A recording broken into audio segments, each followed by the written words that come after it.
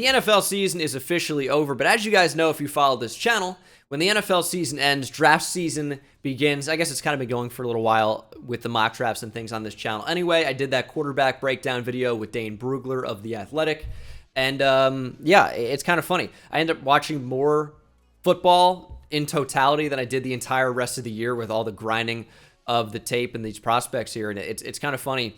Like, it doesn't get boring per se, but it really is a grind at times, but it's a ton of fun. I love the NFL draft process, and if you guys do as well, I'd recommend hitting that subscribe button. More than just mock drafts on this channel. As I mentioned, we did the quarterback video with Dane Brugler. I'm going to bring out running back in the near future as well. I know they don't get a ton of views, but I like making them, so they're going to keep coming out. And let's get into this mock draft. Chicago Bears at number 1. We are going to make a trade, and that's going to be with the Indianapolis Colts. I will say briefly, the Bears find themselves in an interesting spot where if they trade down too much, they might lose out on the 2 probable blue chip players or blue chip prospects in this draft, and Will Anderson from Alabama and Jalen Carter from Georgia. So the Bears, who knows if they're going to want to move all the way down to 4, even though it is only a few spots. If the top 2 defensive players go off the board at 2 and 3, the Bears might be in a tricky situation.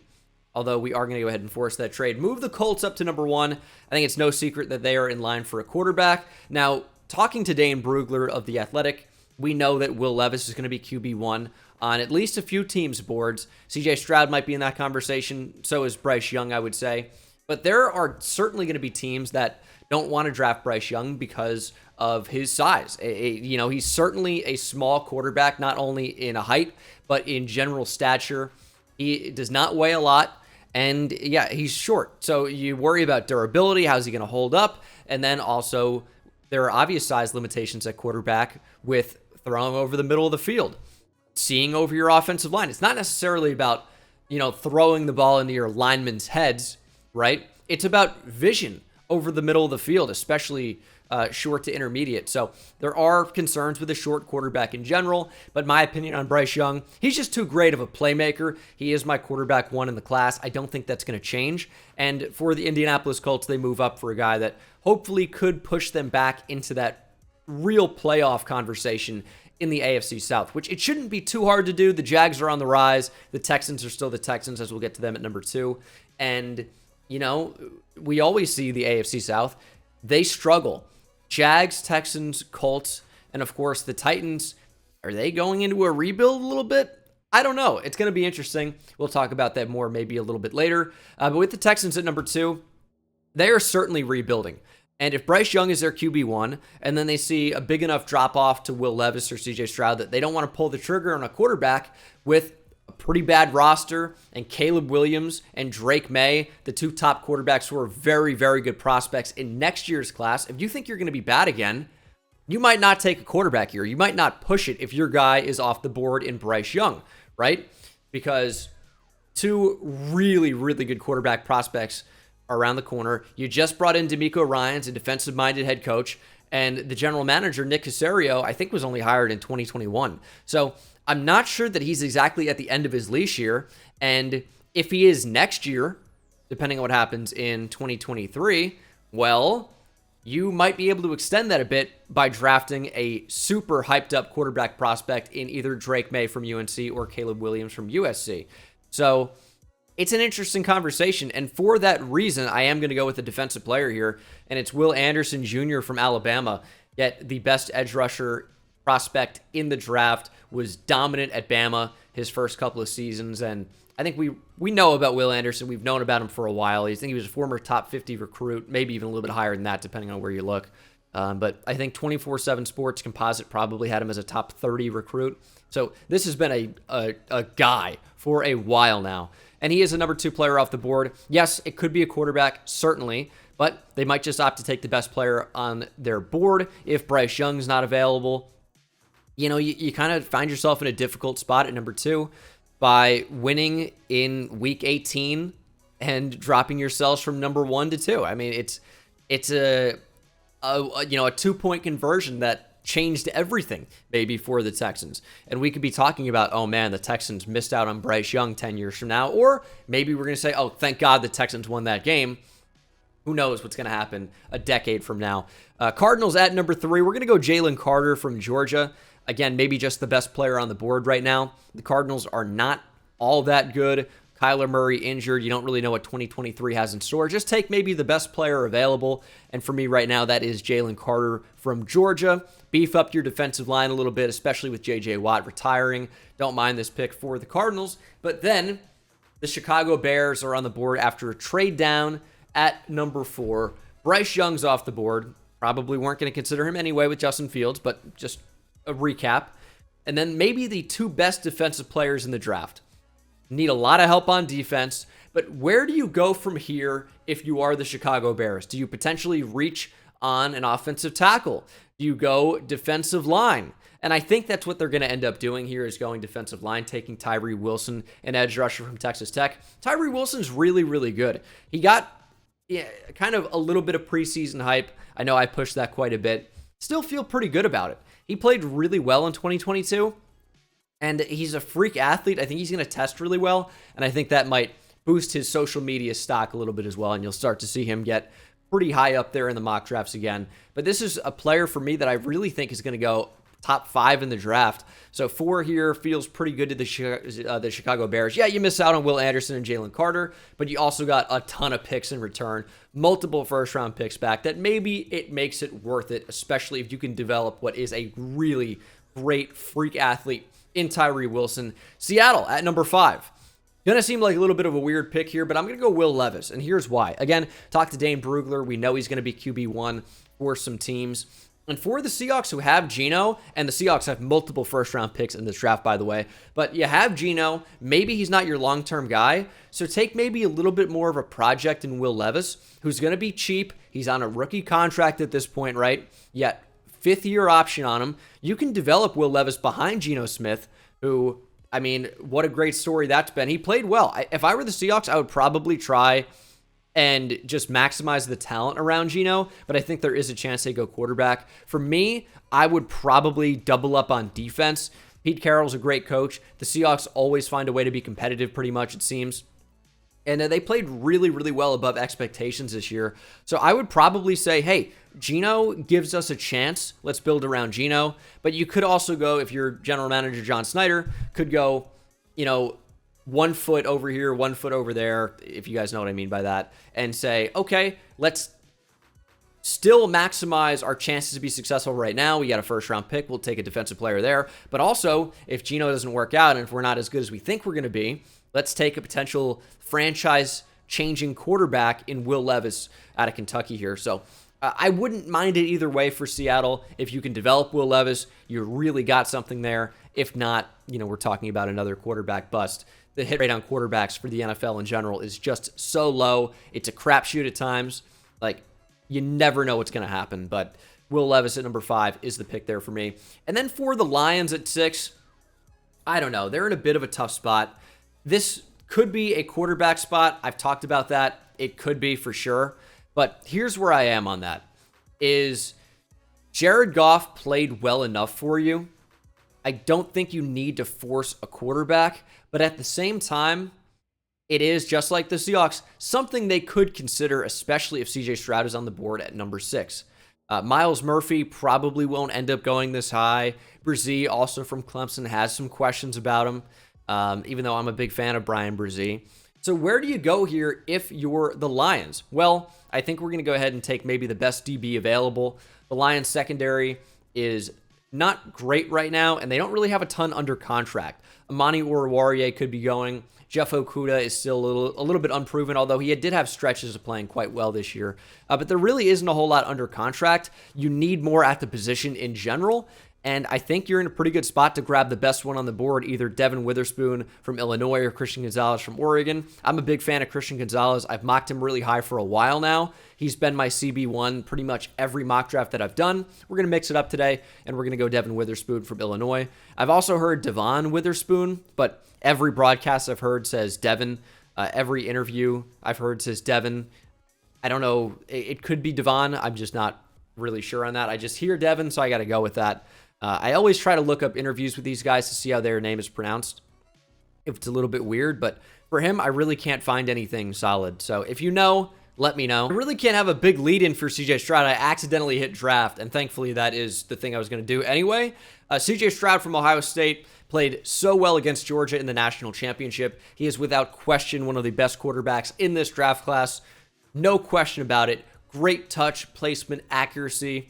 Just worry about his ability to extend plays, improvise, and play well under pressure, and utilize his athleticism to his advantage. It's just not something that he does very frequently. Although he did it against Georgia, that's pretty much the outlier there. But no Derek Carr. We expect the Raiders to release him. In fact, it may have already happened by the time this video comes out. CJ Stroud could be your franchise game changer, and he is the pick here at 7 to the Raiders. Then with the Falcons at number 8, this has been defense for me for a while.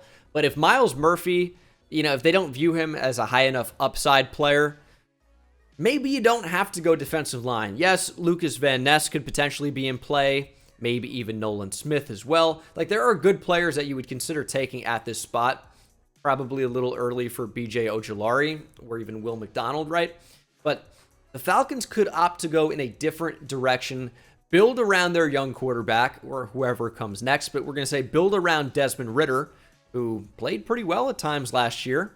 And instead of going with defensive line, too early for a receiver, let's go offensive line. Here's my reasoning. Caleb McGarry's fifth-year option was not picked up headed into the year, so you probably won't have him beyond 2023. Hasn't particularly played that well for the Falcons. And Jake Matthews is always just a solid player at left tackle. But how about bring in a stud tackle in Paris Johnson Jr., who has experience playing at right tackle, even if he didn't do it last season, was pretty good at right tackle for Ohio State a couple of years ago. And for the Falcons, this is your Caleb McGarry situation. Like, if you can take your offensive tackle one in the class, maybe it's Paris Johnson Jr., maybe it's Peter Skoronski, who might be better as a guard, maybe it's Broderick Jones from Georgia, keep him in state. Could be a number of different things, right? But it could be Paris Johnson Jr. Take the number one tackle on your board, Caleb McGarry gone, and why wait for that to become a problem when you can potentially just take care of it right now inside the top 10? So that is my mindset. I know they need defensive line, but with Tyree Wilson, Jalen Carter, Will Anderson Jr. off the board, Paris Johnson Jr. Is the guy I default to right there. And I'm not mad about it. I think it's a pretty good pick for the Falcons. We've been defense the entire year. I've seen defense pretty much the entire year. But I think offensive tackle should be more in play than what we've heard or what we've seen. But then you get into a little bit of trouble here if you are the Carolina Panthers. I just said Myles Murphy might not be the guy for you at 8, and here I'm going to take him at 9. But it's going to be a team-by-team basis, right? The Falcons could have very well taken Myles Murphy in this situation. And why would the Panthers do it? Well, you got a different set of needs than the Falcons, really, but you could still use help up front. And the real knock on Myles Murphy is that he might not be an elite player, just someone that's real solid. He's a good run defender, still kind of figuring it out as a pass rusher, but is a pretty good athlete. And for the Panthers that could use help on the edge, on the other side of Brian Burns, like, this could be your guy, especially because Brian Burns is a really, really awesome pass rusher. He's not really as good of an edge setter as Myles Murphy would be on the other side. So you get kind of like a best of both worlds type situation, I would say. And the Panthers, I know we've been quarterback, but the first 3 are off the board. Maybe it doesn't have to be a QB. We're mixing things up a little bit in this particular mock draft. We go with an edge rusher from Clemson, Myles Murphy, who probably could go anywhere from around the top 5 to maybe closer to the end of the first round. So something to consider. I want to give you guys some more scenarios and what you've seen maybe over the course of the year with these mock drafts. This one, I'm certainly, I don't want to say taking some liberties, but we're mixing it up a little bit more than we have recently. At number 10 for the Philadelphia Eagles, who lost the Super Bowl last night to the Kansas City Chiefs, they're still a great team. They don't really have a lot of needs, so it's really about prepping for the future and bringing in more rotational players. And I think you can probably satisfy both of those needs with taking Nolan Smith from Georgia. Nolan Smith could be taken even higher than this if not for injury. This past season really kept him out of play in 2023, but was looking really good while he still was playing. Nolan Smith is someone that could be a draft and stash type player for the Eagles, and you could end up with a stud. Is 10 a little bit too early for him? Well, the athleticism is certainly there. The talent is certainly there. This was someone who was a former, like, number I don't want to say number 1 overall recruit, again, depending on where you look, but this was certainly, I believe, a top 5 recruit coming out of high school. So the pedigree is there as well. Nolan Smith could be an absolute stud, and the Eagles here at 10, taking a swing and potentially could hit a home run. Nolan Smith was the number 1 overall player, according to the 24/7 Sports Composite in his 2019 class, by the way. And then at number 11, I have the Tennessee Titans on the board. We're going to go with an offensive tackle, and that is Broderick Jones from the University of Georgia. Broderick Jones is a little bit more athlete right now, but is a mauler in the run game. Really like him, and I think for the Tennessee Titans, that is your identity. Slide him in at right tackle, have him be a mauler in the run game, clear the way for Derrick Henry, and what we know is that when Derrick Henry gets going, he's a tough guy to bring down. So got to clear a runway for him, and Broderick Jones can, I think, certainly do that. And then we could get to one of the more controversial picks of the first round here, and that is at number 12. I'm going with Lucas Van Ness from Iowa. He's a really good player. I've talked about him a lot over the course of this season. He is someone that did not play every down for the Iowa defense, but when he was on the field, it was clear he was the best player on the field. Lucas Van Ness is the definition of a power rusher. We talked about a runway. Well, if you can get him on a runway to bulldoze a tackle, it's going to be a really tough day at the office for that tackle. Saw it a lot this past season for the Hawkeyes. Lucas Van Ness is a really, really good prospect in my opinion. And when you have Nolan Smith off the board and Tyree Wilson, Jalen Carter, Will Anderson Jr., who you took earlier, I'm going to double dip on edge rushers here, really try to beef the trenches, where Will Anderson Jr. is more of like the true edge. Lucas Van Ness is the inside-outside versatile guy. He's a big dude with a lot of power, and I think why not double dip here to invest in the trenches with great young talent, and I think Lucas Van Ness satisfies that. Although I can understand some skepticism. You see 2 edge rushers going off the board in the first round. Maybe that's not exactly what you want, but it is one of the most valuable positions in football, and Lucas Van Ness is more of like a defensive lineman, whereas Will Anderson Jr. is really that rush outside linebacker. But in a 4-3, I'm confident he can be a rush end. It's not really too much of a problem. But Lucas Van Ness is the guy you move inside and outside depending on the down and distance, and just let him wreak havoc. Is a really good run defender as well. I'm a big Lucas Van Ness guy, and I wouldn't think of this as taking like 2 cornerbacks, for example, right? These are 2 defensive linemen with different roles and a ton of different skill sets and talent. Will Anderson Jr. is the speed rusher, get to the quarterback. Lucas Van Ness is the big-time power, play on the inside at times, and cause problems for an offensive line. And just to show you the different frames on these guys so you can just truly get away from edge versus edge, Lucas Van Ness is listed at 6'5", 275, and that's as a 21-year-old. If you get him with an NFL strength and conditioning program, you could very easily get Lucas Van Ness up to 290, and we know that can play on the inside. Whereas Will Anderson Jr. is a very different 6'4", 243. They're in different stratospheres of frames and players. But that's a lot of justifying for what I feel like is a pretty good pick. And then for the Jets at 13, I'm going to go Peter Skoronski from Northwestern. Skoronski is someone that, because of his arm length, may be better suited for guard, but is a really good tackle. And we've seen Rashawn Slater do well. Same Northwestern, short arms, although I think Skoronski's might be a touch shorter as well. But just a really good tackle, good hand placement, good balance. He's a good player.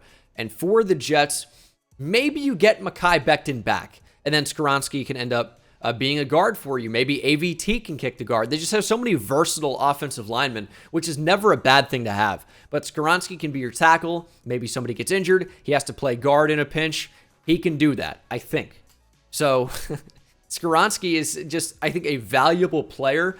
It's tough for me to figure out where exactly he would go, but even if you view him as a guard, but I know you have Laken Tomlinson, Elijah Vera Tucker, we've seen Joe Douglas of the Jets trade all the way up to about this spot for Elijah Vera Tucker in the past to probably play guard. So with Skoronski here, if you value that, which we know he does, just staying at 13 and taking him doesn't seem like that bad of an option, especially if you think he can play tackle, which he may well be able to. He was such a good tackle for Northwestern. But Broderick Jones off the board, Paris Johnson off the board, maybe better true tackles in terms of size, but Skoronski's really, really clean on tape and could very well end up being a top 10 or top 15 pick. And the Jets stick and pick here and get a big need, but also a really good player. And then at number 14, have the New England Patriots on the board. Earlier, we took Devin Witherspoon. Well, that sets them up really, really nicely for cornerback Christian Gonzalez from Oregon. For the same reason that they could have considered Devin Witherspoon if he was available. This is maybe one of the best cornerbacks, if not the best cornerback in the draft. You are thin at the position. He can play on the boundary. He has the length that you'd look for. We know the Patriots covet that. You know, they spent high picks in the past on Joejuan Williams. And even though you took a different approach this past season with kind of solidifying that slot type role with guys like Jack Jones, formerly of USC and then I think Arizona State, who played well for the Patriots this past season. You know, Marcus Jones from Houston is kind of more of a return man, special teamer, but can play slot corner as well. Christian Gonzalez is that true boundary that the Patriots desperately need. And that's not trying to discredit Jonathan Jones, but you need multiple of those guys, and Christian Gonzalez is one of them. Packers at 15. I mean, I can make the same argument for Lucas Van Ness that I'm about to here at 15 for the Packers. And we know the Packers are probably just going to take a defensive lineman or an edge. It's what they do. They're not going to take a receiver probably. Maybe they take a tight end. We're going to go ahead and take Georgia Tech's Keon White. He's a top 10 player on Daniel Jeremiah's board. Seen him in the top 10 on a number of mocks as well. And I like Keon White. He was one of the players I actually looked at in the summer, and I wasn't blown away by, but haven't really got into it in 2023 yet, where Keon White's 2022. So could have improved even more, but he was someone that got a little bit of hype in the summer and is now starting to get a ton more. Had a decent Senior Bowl as well. And for the Packers here, you get an inside-outside potential versatile player. You know, Daniel Jeremiah described him as twitched up, and he is a really good athlete, and that was really on display at the Senior Bowl, but is a really big guy as well. You know, he's around 290 pounds, and to move as quickly as he does, I think former tight end as well before transferring to Georgia Tech. I think he was an Old Dominion guy, if I'm not mistaken, but Keon White, really, really good athlete. And for the Packers, they've taken a similar type player, in my opinion, in Rashawn Gary just a few years ago. They ended up just playing him as primarily an edge rusher and not the inside-outside guy that I thought he could be. And Rashawn Gary, that's why, you know, I'm not in an NFL front office or managing a team, because I would have played Rashawn Gary on the defensive line. They made him a true edge, and he was amazing in that role, developed really nicely. Keon White could be a bit of the same here. You lose to Darius Smith, you pick up Keon White. It's a pretty good replacement long-term if you can develop him, obviously. And then for the Commanders at 16, it's been a corner the entire cycle for me.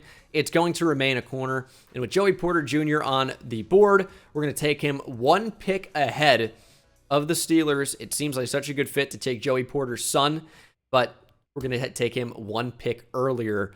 Sorry, Steelers fans. Although maybe you think about the Packers moving down a spot and the Steelers jumping up if they want him, or the Steelers swapping with the Jets. Can you still land Skoronski? I think you might worry about the Steelers moving up for him at that point, but that is probably something that would be discussed on the phone before making the pick. You know, that is certainly a possibility. Okay, you know, we're moving up for Skoronski, or we're moving up for a corner, and the Jets don't need to take Christian Gonzalez or Joey Porter Jr. Steelers could move up and have their pick of them, and Skoronski could just be available at 17. There's potential for that. Or the Patriots could draft Peter Skoronski at 14. So maybe the Jets wouldn't trade down. So a lot of things could happen, and a lot of things will happen in terms of trades for the 2023 NFL Draft when we get to draft night. It's going to be a lot of fun. It always is. I recommend checking it out if you do not usually watch the draft. It's always too much fun. Steelers at 17, though. Again, we talked about it. Got a little bit unlucky, but I still really like the corners on the board. Cam Smith is someone that I'm a big fan of. Keely Ringo is getting killed now, which, to be honest, I get it. He's more athlete than anything else right now. And we've seen him get beat a little bit in some games, but I still like him as, you know, the same reason you'd like Joey Porter Jr. There's potential there. You got the frame, you got the athleticism. Emmanuel Forbes could go round one. Deontay Banks could go round one. Tyreek Stevenson could go round one. Clark Phillips could be in that round 2 conversation. There are a bunch of really good corners. We're going to end up taking Cam Smith. Physical, press man corner. Guess what? Steelers love that. And Cam Smith is just someone, he's a little bit handsy, but that's okay. So is Joey Porter Jr. You can kind of coach that out a little bit and just clean up some things. You can't teach that tenacity, and Cam Smith certainly has it, although a lot of corners in this class do. At 18, going with Brian Branch. Love Brian Branch as a player, one of my favorite players in this class. I always fall in love with the safety slot corner type as well. Brian Branch is an outstanding star for Alabama, nickel corner, and was just so good. He's so good around the football. He's so good near the line of scrimmage. I think he's someone that you can move around and just take someone away. You remember how Aqib Talib was like the tight end eraser for a while? I think Brian Branch could be in that same type of role where, okay, this is a corner that can move around and play safety, can play in the slot. We absolutely know he can play in the slot. I love Brian Branch. I really do. And for the Lions, yes, we took corner at 6. Why take Brian Branch here? Brian Brzez's on the board. Well, he's not just your typical corner or your nickel. He can play nickel. He can move back to safety. I'm not sure he's a deep safety. He hasn't done it a whole lot, but I think he has enough athleticism to do that if you wanted him to. So this is just take your versatile best player on the board in Brian Branch. And for me, it's good value for the Lions. I know I've double dipped for teams here with multiple first-round picks. Had the Texans going with multiple defensive linemen, I guess if you want to call it. The Lions going with multiple DBs or corners, if you want to call it that. But it's not quite as cut and dry as it seems. But I guess with that logic, the Seahawks are coming up next. Watch out, Anthony Richardson. But no, he's not on the board because I'm taking him here to the Tampa Bay Bucks. They need a quarterback. Tom Brady retires, and Anthony Richardson's on the board. I think he could go up a lot higher than this. He's got tremendous athleticism, a tremendous arm, looks pretty comfortable in the pocket. He climbs it. He makes throws. He gets better across the course of the game and the season for Florida as a one-year starter. I'm a big Anthony Richardson fan, and I think if you can develop him, you have an absolute stud. The question is, can you develop him? It's so tough with quarterbacks. You know, we see so many flame out. But I am an Anthony Richardson fan.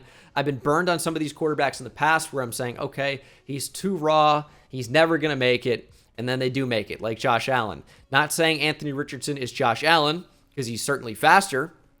Arm maybe a tick lower, but he's really, really good. And if you can develop him, it might take a season or two. He's going to be a really good player. And right away, I think he's Justin Fields as a runner.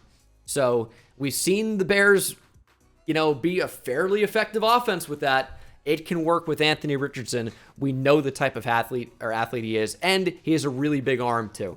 Seahawks at 20, so we're going to double dip on quarterbacks. No, obviously kidding. But people believe that. It's wild.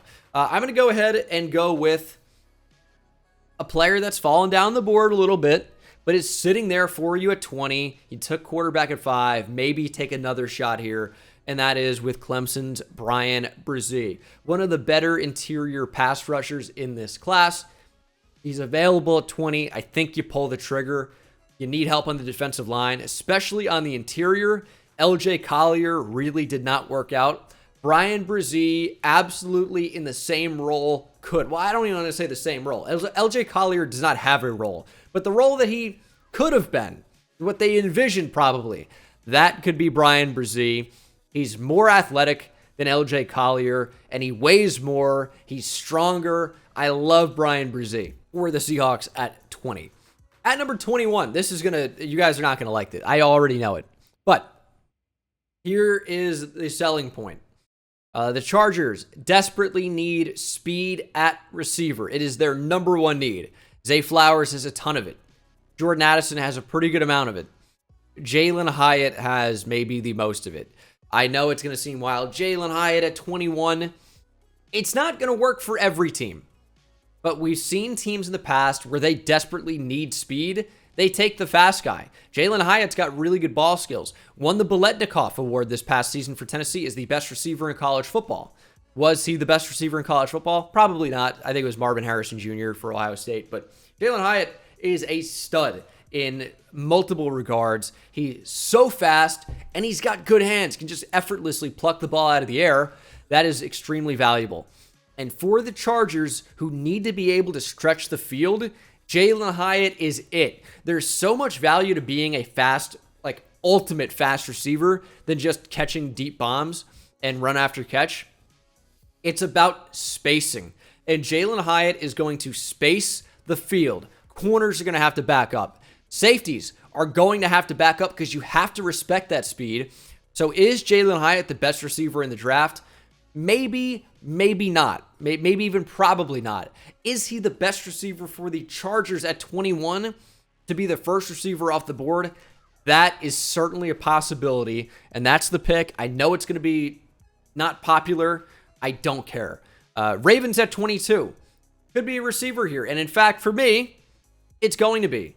Jordan Addison from USC is the second receiver off the board, and we could potentially see a run on them here. Addison is a really great separator. I question his ability to win contested catches, contested balls. I worry about that for Jordan Addison, but it might not be so much of a worry when you can get open the way he can. Great route runner. I think that's a really good recipe for success for the Baltimore Ravens. Vikings at 23. It's a great cornerback class, and for me, that's what the Vikings need to do, is take a corner. Emmanuel Forbes on the board. I'm going to end up going with Tyreek Stevenson from Miami. Had a fantastic Senior Bowl. I think he's certainly in play for the Vikings at this spot. He is such a talented player. It's a great cornerback class. Obviously, these guys have to develop, clearly, but Tyreek Stevenson to me feels like a really good option at 23. And then at 24 here, I'm going to go ahead and take the first tight end off the board, and that is Notre Dame's Michael Mayer. Great scheme fit for Jacksonville. I've talked about this pick a lot. We have Evan Ingram. He's a free agent. He might not get signed back. If he does, maybe I stop mocking Michael Mayer and Dalton Kincaid or Luke Musgrave or Darnell Washington there. Maybe I stop that. But until that happens, Michael Mayer at 24 seems like a pretty good pick to me. And this is a great tight end class. We could see 2, 3, maybe even 4 tight ends go in the top 35 picks, and that sounds crazy, but it's a real possibility because Mayer is someone that could go high. Dalton Kincaid, Luke Musgrave, Darnell Washington could all be gone by pick 40 very, very comfortably, in my opinion. And then that's not to mention you have Sam Laporta, and you have, where's my guy here? Is he not listed, or did I not see him? Where is he? There are multiple players on this PFF that are missing. So you have the Clemson tight end, who is very, very good. And you have my personal favorite, the South Dakota State tight end. And it's weird, they have another one, but it's not the actual best one. Unless I'm misspelling Tucker Kraft, there's no Tucker Kraft in the draft for PFF. What am I missing? I don't know, but Tucker Kraft is, and he's going to enter the 2023 draft. Tucker Kraft is a really, really good player. I don't know why he wouldn't be available. And then Davis Allen is the other one. Is a top 50 player on Daniel Jeremiah's big board at the moment. PFF doesn't have him in the entire draft somehow. Also, Sesame Robinson instead of Bijan. What am I seeing? I feel like I'm having a stroke. Why is Bijan suddenly Sesame Robinson? Like he's a sesame seed. His name is Bijan. And you guys probably know I'm a huge Texas Longhorns fan. I've never heard Sesame Robinson in my entire life. I don't know what's going on. Giants at 25. I think people are going to want Quentin Johnston here. I think it might be the first linebacker off the board. Something's going on with the website. We have positions now are the and from. From is interior defensive line. And what is happening? Siaki Ika is now check fish. Mozzie Smith is now no. What is going on? That is just not Zach Charbonnet. That is not Zach Charbonnet. I promise you that's not what Zach Charbonnet looks like. This is Zach Charbonnet. They don't even look similar. Dude, get me off of PFF. I hate this. This is insane. From is now a position now. From is also interior defensive line. The is tight end, of course.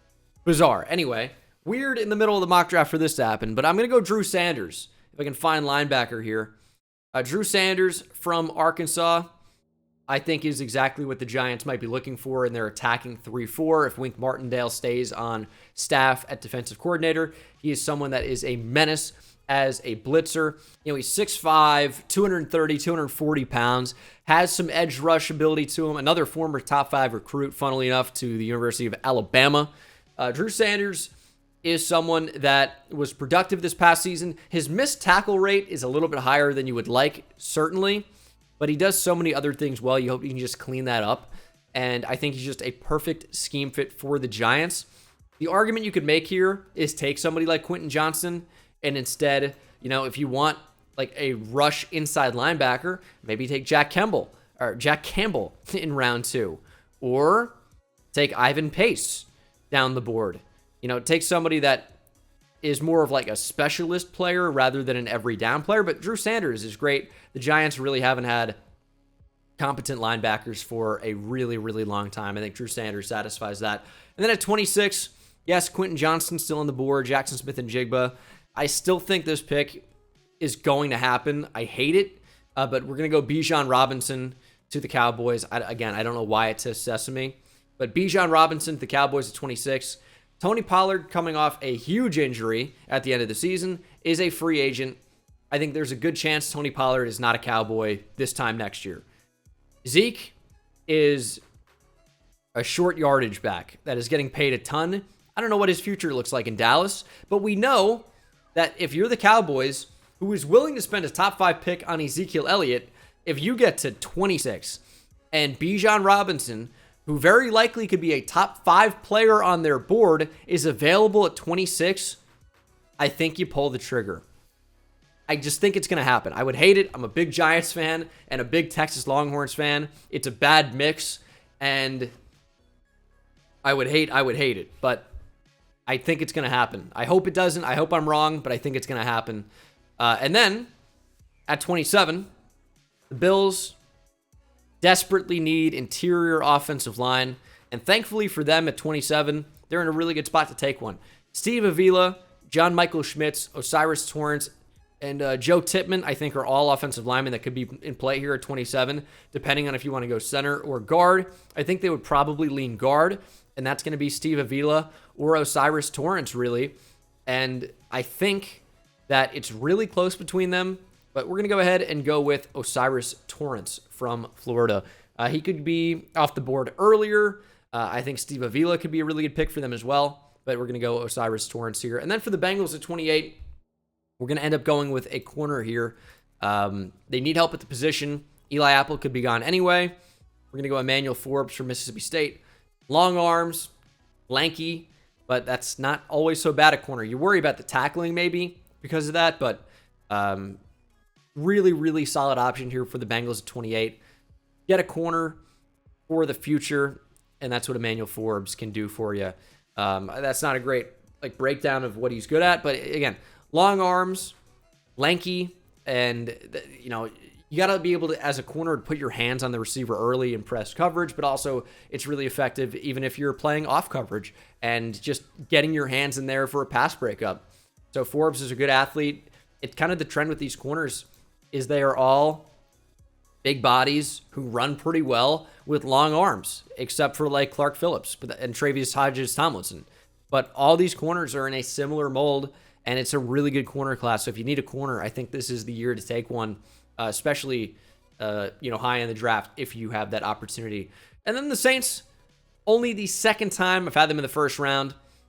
With both receivers on the board here, that Quentin Johnston and Jackson Smith-Njigba that are probably at the top of a lot of draft boards, I think Jackson Smith-Njigba would very much be in play. I'm going to go interior defensive line, and that's going to be Pitt's Kalijah Kancey. He is a little bit undersized. He's undersized. He's undersized. Got to know that, but has a lot of juice as a pass rusher on the interior. The Aaron Donald comparisons feel insane to me, but I think that's just because he's an undersized interior defensive lineman from Pitt. Although I did compare, Peter Skoronski and Rashawn Slater. I think there are some more similarities there. Kancey's got a lot of juice as a pass rusher. You're hoping to just plug him in on the defensive line and get after the quarterback. and he could end up being a first-round pick as a result. We see this type of a guy sneaking around 1 at the back end all the time, so I think it makes sense for the Saints. The Eagles at number 30, officially locked in, will go with a receiver, and that is Jackson Smith-Njigba. In the slot, you had Devontae Smith to play on the outside and separate. A.J. Brown, obviously one of the best receivers in the league on the outside, but can also play in the slot. Jackson Smith-Njigba is the guy that completes the trio.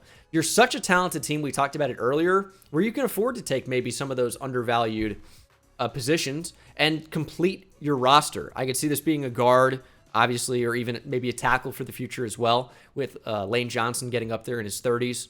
But Jackson Smith-Njigba is an upgrade over Quez Watkins and Zach Pascal for sure. You can create such an unbelievable offense. They have the best offensive line in football. They have a really, really good running game with Jalen Hurts and Miles Sanders and Boston Scott and whoever is there. Behind the offensive line, they're going to be good. And then they have some of the best receivers in Devontae Smith and A.J. Brown, and then it falls off. Zach Pascal played in the Super Bowl. Quez Watkins is a speedster, but isn't a receiver 3. Jackson Smith-Njigba in the slot is a problem, and I think a good one for the Eagles fans to have. And then for the Chiefs, to wrap this up, I am going with the receiver. It's Quentin Johnston from TCU. He is a big-bodied, fast receiver. He's going to test really, really well. And for Patrick Mahomes, you've made the worst, or made the best out of like a not-so-great situation. Travis Kelce's a beast. What else? Darius Toney's kind of a gadget. Sky Moore is a slot, but those are good options, especially if those guys can develop, still very young. Then you have Juju, Marquez Valdez-Scantling. They're like short-term kind of like role players. For Quentin Johnston, he can be kind of the same thing, except he's your more long-term developmental option, but is something that you don't have, which is a big-bodied, get-down-the-field receiver. Think about like an upgraded Marquez Valdez-Scantling in a way. That's not my comp. I'm just saying, they might be able to stretch the field in similar ways. So that is my mock draft. I can see the Chiefs doing a bunch of other things too. But with Quentin Johnston on the board at 31, it feels like a good value pick. And this is my mock draft, guys. I know you're all going to hate it. That's just the way it is. So I appreciate you watching. Hopefully you enjoyed. And I'll see you in the next one. Take it easy.